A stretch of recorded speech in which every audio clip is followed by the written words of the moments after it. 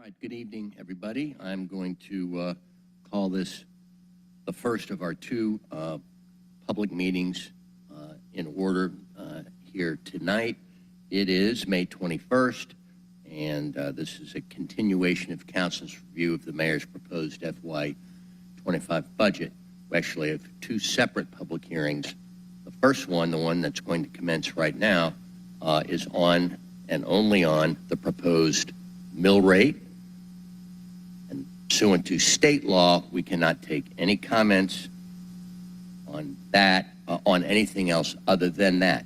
We expect that to be rather quick, and because there's going to be no change, but we're going to get a presentation on the mill rate from the Finance Department, and then to the extent anyone has any questions on the mill rate, we'll take those, and then we'll close out that public hearing, and we will open our regular interactive hearing, which will cover your comments and questions on the FY25 budget. So with that, if we're ready for the presentation, Nancy, you may commence. Good evening, Chairman Shook. Evening. Lawrence Davis, Revenue Chief for the Office of Revenue. I come before you this evening to present the proposed FY25 mill rate as follows. The first rate is the operating levy, which is designated for the general operating expenses of the city at 8.52 mills. The next rate is at 1.88 mills is the bond levy. This levy addresses the debt service payments on the general obligation bond issues. The third rate is the parks levy, which is designated for expenses associated with the city's parks at 1 mills. These three levies together total 11.40 mills. The special service district levy of 2 mills applies to taxpayers along the Atlanta Beltline commercial property. This concludes the report of the proposed FY25 mill rate. Okay, so no change. No change, sir. All right, is there anyone here who would like to comment on the mill rate? All right, and we've received no questions in advance about the mill rate, so I'm going to close out the mill rate public hearing, and I'm going to go ahead and open the public hearing on the FY25 budget, and we'll get right into the sign-up list here. I see there's actually 4 questions about HOPWA funding, so I hope there's someone here from the administration who's prepared to answer those questions. First is Dr. Daniel D. Driffin, is it? I apologize if I got your name wrong. Please correct me if I did. No, that's correct, sir. Okay, thank you. Hi, Daniel D. You have 2 minutes. Everyone has 2 minutes. Thank you. Hi, Daniel D. Driffin, providing public comments on the City of Atlanta HOPWA budget. For more than 8 years, I've made the trip to lift the importance of housing provided by the housing opportunities for people living with HIV or HOPWA. Our city and our region continues to be burdened by an ongoing issues with the funding and implementation of this entitlement grant. The City of Atlanta was made aware of significant changes to resources provided through HOPWA prior to 2016, and still many questions remain. If you are unaware, people living with HIV hold a 27 times increase chance of death if they are unhoused by the end of the year. This is because housing equals healthcare. It becomes extremely difficult to prioritize taking medications and the many other aspects of living a healthy life when housing is not secured. Atlanta continues to hold the opportunity to provide much needed leadership and solutions to the 29 county service area connected to these federal resources. Personally, as a person living with HIV and a founder of an organization prioritizing the lives of people living with HIV here in Atlanta and our region, and specifically a public health practitioner, your constituents are asking you to pay attention and provide necessary resources to stabilize and save lives. Again, thank you so very much for your time. Thank you. We've been joined by Councilmember Matt Westmoreland. Also with a HOPWA question is Mr. Jeff Graham.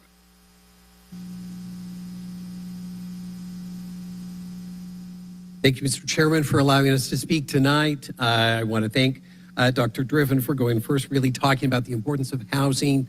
We're coming before you because when the budget was released several weeks ago, there was no specific mention of HOPWA funding.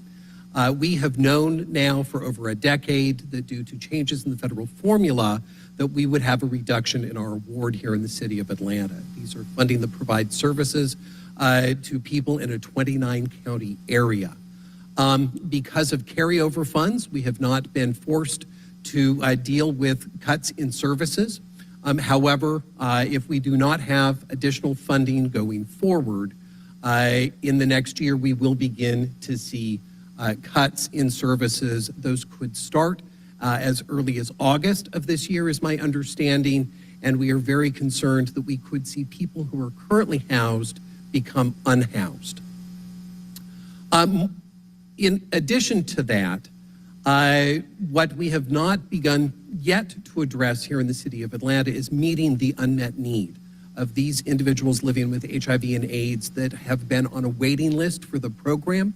The waiting list has never really been formalized, but I sit in meetings with HIV service providers, subrecipients of the federal grants, all the time. And each and every month, as we go around the room, they talk about how their services are maxed out. And we know that there is a need. We don't yet know the dollar amount. We hope that the administration will give that to us Thursday, so that this can come before City Council. We know that it is a lift to ask for additional funds at this point in time. This is also why we have worked on community recommendations, short-term, mid-term, and long-term, to deal with this crisis over time, so that we will not be back here year after year asking for appropriations. Those recommendations have been emailed to City Council. I do have copies of that tonight. I also have a letter signed by 35 organizations and State Representative Park Cannon. Thank you. All right, thank you, Mr. Graham. Nicole Roebuck, also with a HOPWA comment. Good evening, and thank you for the opportunity to come before you to express my concerns. As the Executive Director of AIDS Atlanta, which is one of the oldest HIV organizations in Atlanta and in the state of Georgia, I come to you asking for your keen attention to the matter of housing for people living with HIV and AIDS in this great city. The housing opportunities for people living with HIV or AIDS HOPWA program provides the largest federal funding source for housing assistance for the HIV positive community. As many of you may know, that funding to the Atlanta metropolitan statistical area has been significantly reduced due to the HOPWA Modernization Act or formula. This poses a serious risk to the health and lives of those living with HIV who are in need of affordable housing opportunities. Over the past 2 years, the City of Atlanta's Department of Grants and Community Development program, under the leadership of the current commissioner and mayor, has made marked improvements to the administration of the HOPWA program, and for that we are eternally grateful. However, these improvements, ironically enough, have now forced us to be facing a harsh reality, dead in the face, of experiencing the impact of the HOPWA Modernization Act full force.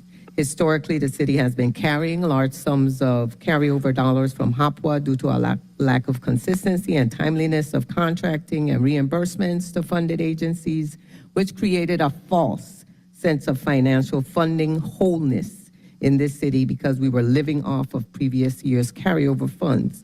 Well, the great news is that the city has cleaned up that situation, but there are now no more huge amounts of carryover funds for us to live on. And what this means is that we are now experiencing the actual impact of the cuts in funding by about $8 to $10 million over the past few funding cycles.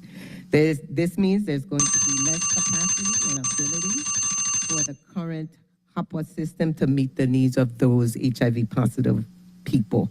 It's for this reason that I come before you to ask that you please consider earmarking city funds to help fill a one-time gap in funding until, as a city and a community, we can work to determine additional funding alternatives to meet the needs of our beloved community.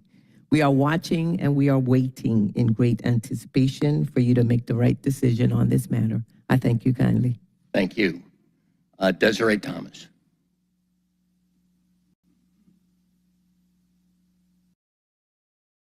Hi there, good evening. My name is Desiree Thomas, and I work at the Amplify Georgia Collaborative, a reproductive justice org here in Atlanta.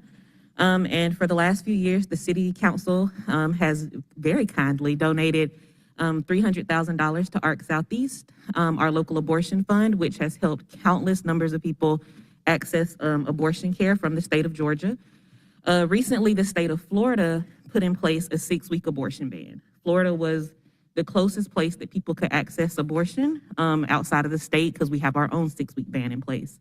And so with that, the cost of people being able to or having to go and get their abortion, the cost has gone up. It is costing ARC on average $730 per person to send people to get their abortion care.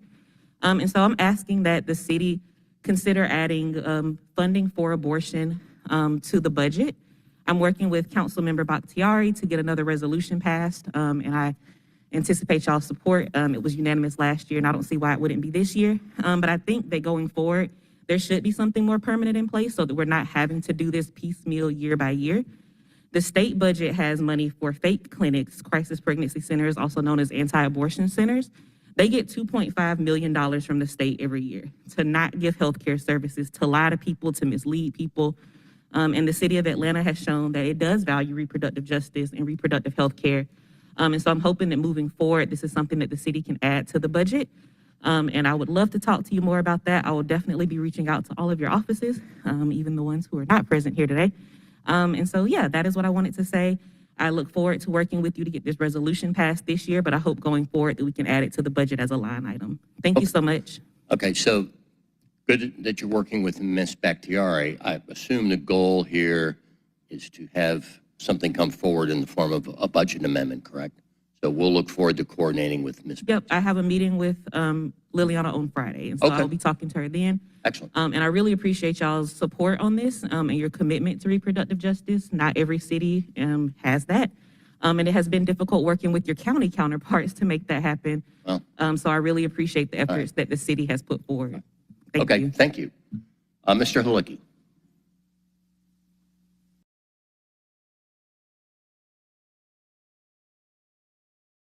Hello, everyone. I'm Michael Halicki, Executive Director with Park Pride, Atlanta's citywide parks nonprofit, and I'm here to speak in support of the Department of Parks and Recreation's budget as proposed, and I urge you to stay the course on the $51.8 million budget for DPR. That's a $4.1 million increase over last year, and it builds on a $3.1 million increase in the year before. This is a positive trend that we must continue if we seek to achieve the goals of our 10-year master plan, Activate ATL, that was adopted in 2022. High-quality parks and recreation services contribute to the health and longevity of our residents, strengthen the fabric of our neighborhoods, and contribute to the resiliency of our city. This is something I've learned in my 10-plus years at Park Pride. Parks and recreation isn't really about parks and recreation. It's about people and meeting the needs of our residents. Presently, Atlanta is ranked 28th out of 100 U.S. cities. This is an increase over 51st out of 100 cities in 2016. We've made great progress, but we have a ways to go. Tomorrow, the Trust for Public Land will be announcing the Park Score rankings for 2024.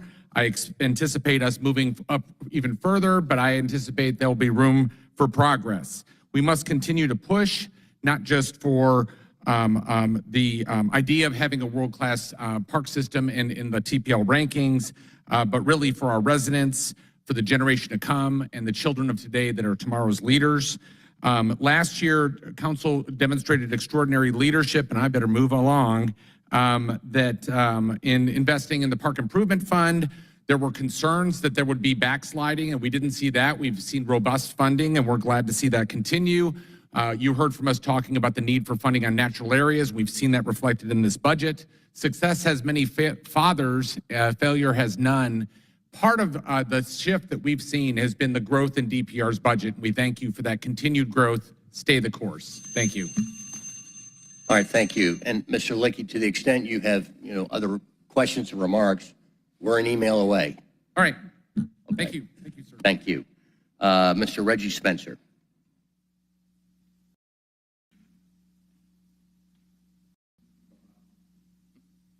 Good evening. My name is Reggie Spencer. I'm housing manager with Here's to Life, HTL, Apple funded. I'd like to say Here's to Life is located on the other side of 20, We are in the Western area, which currently has one of the highest HIV rates in the state of Georgia. Our services include emergency, transitional and TBRA housing, services for substance abuse, counseling, and education services, linkages to medical care, and various other social determinants of health partners. These services help program participants support their sobriety by navigating towards successful independent living. It's important to have continuous funding to provide housing services to those individuals in need. Housing stability is a goal. It is not an immediate permanent solution in the lives of participants who are in recovery. No permanent individualized resolutions intact. These participants often become homelessness. Hence, an extended tenure of supported housing is needed to address continued monitoring and guidance to engage the participants dealing with underlying concerns. Here's to Life, along with our housing partners, is addressing the challenge that is present in the city of Atlanta. We are asking in partnership with the city of council to address these challenges and task proper resources. Here's to Life is committed to the mayor. All right, thank you. Louis Woodson?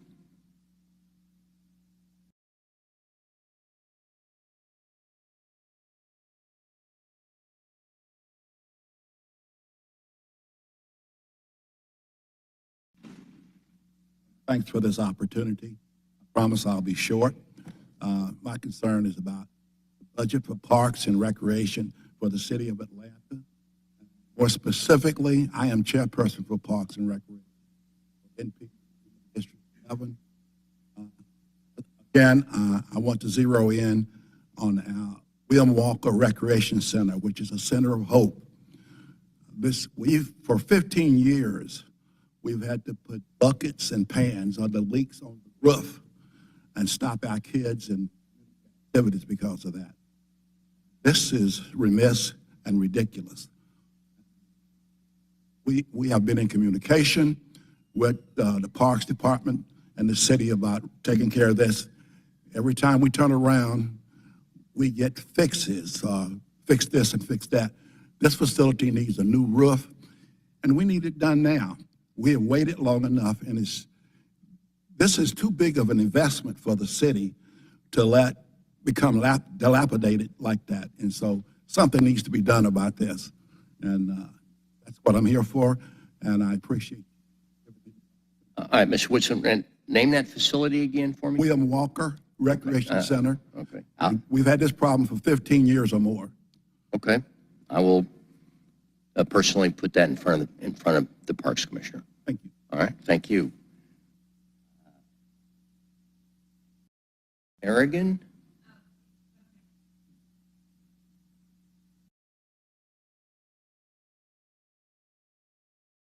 Hi, I'm Kate Morgan, and I am also here to speak or to request funding for ARC Southeast. And also, I would like to back up everything that Desiree said as well. And since she has already said all the facts and figures, I'm just going to share some of my experiences as a clinic defender and the host of my podcast, Abortion Queen of the South, and my activism and some of the stories that I've heard to let you know why this work is so important. And I will be as quick as possible. Without this funding, people will not receive the care that they need. While there are many reasons why someone might need an abortion, here are some of the stories that stand out. At our clinic, there was a 13-year-old girl who was raped, and luckily she got the care that she needed. There was a domestic violence victim who was beaten so badly that her baby passed away and had to be removed. And there are countless other stories of medical situations, such as the Kate Cox story this summer, and of other various situations, such as people escaping domestic violence situations, medical situations, financially not being able to afford a child, and many others that I've heard. And some of the most heinous are the 13-year-old girl in Mississippi who was raped earlier this year, and hearing stories of children literally being forced to give birth and clutching teddy bears. So while there are many reasons why people should have access to abortion and why they seek out that care, I do want to remind you that we do have a chance to be on the right side of history as a city. And while our state isn't, the city of Atlanta does have the opportunity to do the right thing. Thank you so much. All right, thank you. Zachary Britt.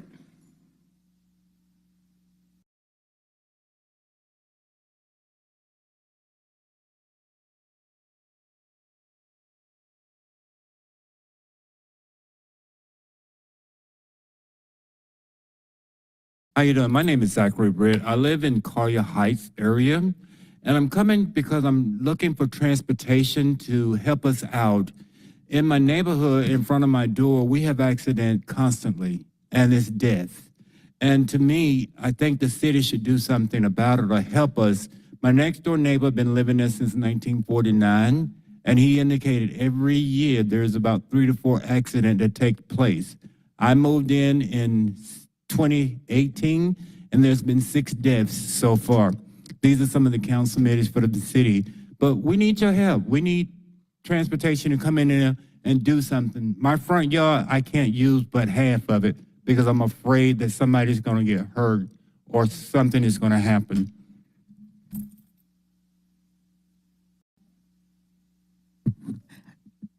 I'm Juanita Morton. I'm the president of Collier Heights National Historic District, and I'm happy to be here to ask for cameras. We need more cameras in our area for our community to be safe. There was a killing, Harwell and Collier Drive. There was a camera there, and it's no longer there. So in order to keep our community safe, we need more cameras, and we also need more drains, because some of the streets are sinking because of this, and the curves are lowered, so sometimes a lot of our residents are flooded. And with all the investors coming in, we really need safety, and cameras will help that. And we also need 911 calls, and we need more police officers. Thank you. Harold Morton, Collier Heights National Historic District. We also need to have connectivity between our communities in West Atlanta. So paths should be implemented in the plan also. Thank you. Okay, so it's really kind of 3 things. So, Mr. Britt,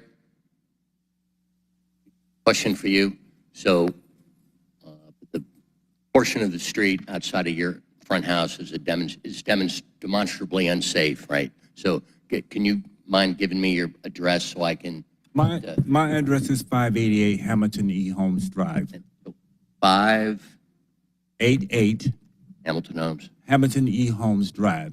We call it a dead man curve, and that's what I was told once I moved in and the first accident happened. I thought that a tornado was coming through the yard, and I said, oh my God, a tornado in Atlanta? And when I came out the door, a car on fire hit the tree. So it's scary. Okay, and then cameras. Can you give me a general idea of where you would be looking to install cameras? And have you transmitted this to your council person? Well, to me, I think the cameras would be good to catch people speeding right there on that curve, that dead man curve. Baker Ridge and H.E. Homes, Baker Ridge and H.E. Homes right there. That's where that curve began, but that's where a lot of the accidents start, right there. And then going north, they start there. Coming south, they start like at my door where that telegram pole at 588. So something needs to be there. I asked the police, could they sit across the street and just ticket? They can make money just ticketing from 9 o'clock until 5 in the morning. They can make money because I can sit on my front porch and I see it's a double lane and they will pass around and wreck. It's just crazy. And you can't see anybody coming, but they'll pass around. The other day, I almost got sideswiped turning into my driveway because someone didn't want to wait. But because I'm blind on the left side, I'm always going to stop and make sure no one tries to come around me. If I didn't do that, he would have hit me dead side. Okay. So something has to happen. Understood. All right. Thank you all. Thank you. Maybe some balls or the speed of the cars may help. I don't know if that street will be. And you know, I'm not a traffic engineer, but it sounds like this is a design issue that needs to be brought in front of city engineers, because there's a whole sort of palette of options that can be employed to get drivers to slow down. So I'll make sure that transportation people get this. All right, thank you. All right, thank you. And you know, work through your council person too. That's always helpful. All right, we have an online question, which I will read. I am disappointed to see the city's proposed transportation for FY25 does not even keep pace with inflation after being slashed by $12 million in last year's budget. As the cost of owning and operating a car continues to skyrocket, Atlantans are clamoring for transit expansion and improved transit service, as well as a proper network of sidewalks and bike lanes, giving people a way to get around the city. The whole city, without a car, gets them access to more economic opportunity and would make Atlanta much more livable and sustainable for the future. Reducing car dependency would reduce pollution and Atlanta's carbon footprint as well. Transportation needs to be a much bigger priority in the budget. I hope you will allocate more funding for transportation before the FY25 budget is approved. So, I mean, some of that is obvious, commentary, but some of this also is kind of a repeat of a theme that we heard a lot last year, which is that we have so many transportation needs, but if you look at the ATL DOT budget, you don't see the funding for all that. And as was pointed out, there are actually hundreds of millions of dollars allocated for dozens and dozens of transportation projects, but they're not in ATL DOT's budget. They are work to be done from Renew and the T-SPLOST bond projects, and I'll ask Finance if you want to elaborate on that. In other words, as I think they'll tell you, we gave, Council amended ATL DOT's budget. We amended in another $12 million last year. They did not have the capacity to push that out because they're so busy trying to push out these hundreds of millions of other allocated projects. Wilson, Deputy CFO, confirm, yes, there was a budget amendment last year that added $12 million to ADOT's budget in FY24. As far as FY25, the operating budget for ADOT is found on 7 in the budget book. However, towards the end of the budget book, the capital section, starting on page 491, where you'll find T-SPLOST, Renew, as well as the bond fund dollars. You'll find the dollars that are available, current dollars available that are for their use. And it's asking a lot to ask anybody, including us, to go back to the capital budget and sort through all that, but that is online, right? You don't have to, okay. And one other thing I would add, there is also an annual transfer for infrastructure maintenance. This year in FY25, it's about $9 million. Speaking for many, I know we're looking forward to getting those projects out. All right, here's another online comment/question. Can you please share how much funding has been allocated for the City of Atlanta Employee Child Care Program, which has been studied for years? And there's a second part, but let's address this first. And this has come up in years past, but we don't have such a program at this time, and I don't think Finance can answer that question. Is anyone from HR here who can answer that? Although we have discussed it, I don't think we have any such program up and running. But I'll put that, and we've got your email address, I'll put that to HR, and we'll get back to you on that. Also says, are you adding any funding for more automated public restrooms like the one at Woodruff Park, when your gateway and the Grand Station would be very useful? Would be helpful in tourist areas too, like along the Beltline or streetcar route. And I know, and I agree with that, and other council members agree with that, and I've heard the prior administration agree with that.